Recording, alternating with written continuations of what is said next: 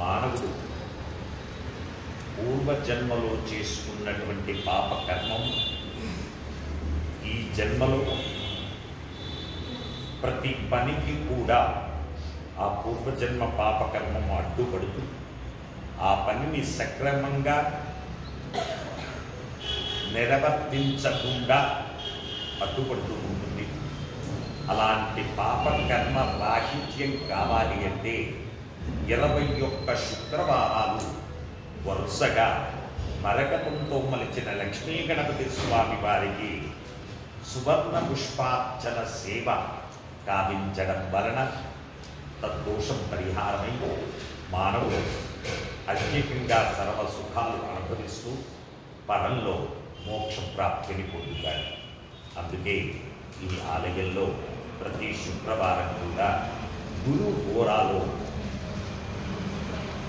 విశేషంగా ఆ సువర్ణ పుష్పార్చన సేవ ప్రారంభించబడుతుంది.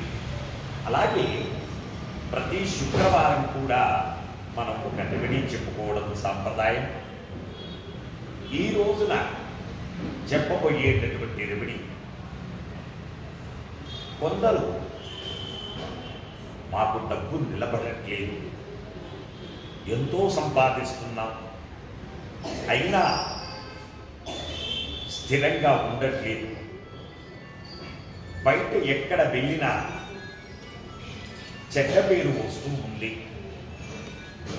ఆ బ్యాడ్ డేను తట్టుకోలేకపోతున్నాము, నేను ఏ విధంగా కూడా ఇతరులకు కీడు చేయకపోయినా వాళ్ళందరూ నన్ను చూసి ఎందుకు పనికిరాని వ్యక్తిలా ట్రీట్ చేస్తున్నారు, దానివల్ల నాకు రావలసినటువంటి ద్రవ్యము సకాలంలో రాక ఇబ్బందులు కలుగుతున్నాయి అని ఎంతోమంది నాతో ప్రస్తావించడం జరిగింది. దానికి ఒక చక్కని రెమెడీ ఉంది. మంగళవారం రోజున 3 నుంచి 4:30 గంటల మధ్య భాగంలో ఒక 5 ముత్యాలు తీసుకోండి. 5 ముత్యాలు తీసుకొని వాటిని అమ్మవారి దగ్గర పెట్టి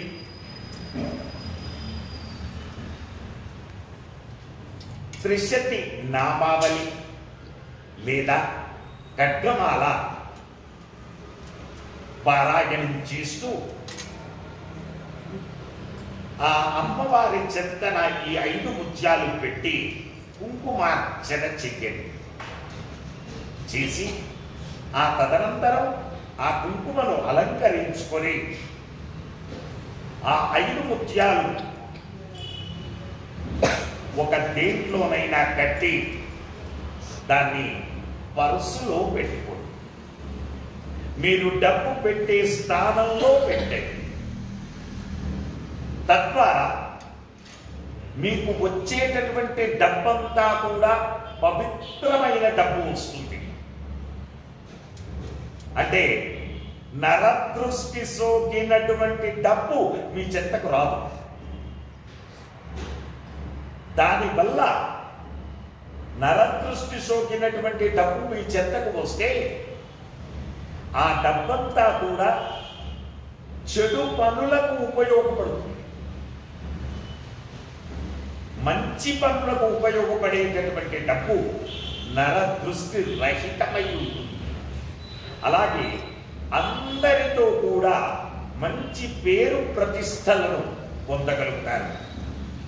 అలాగే అప్పుల బాధలు అనేటివి లేకుండా అవుతాయి.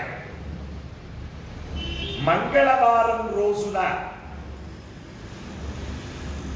3 నుంచి 4:30 గంటల మధ్య భాగంలోని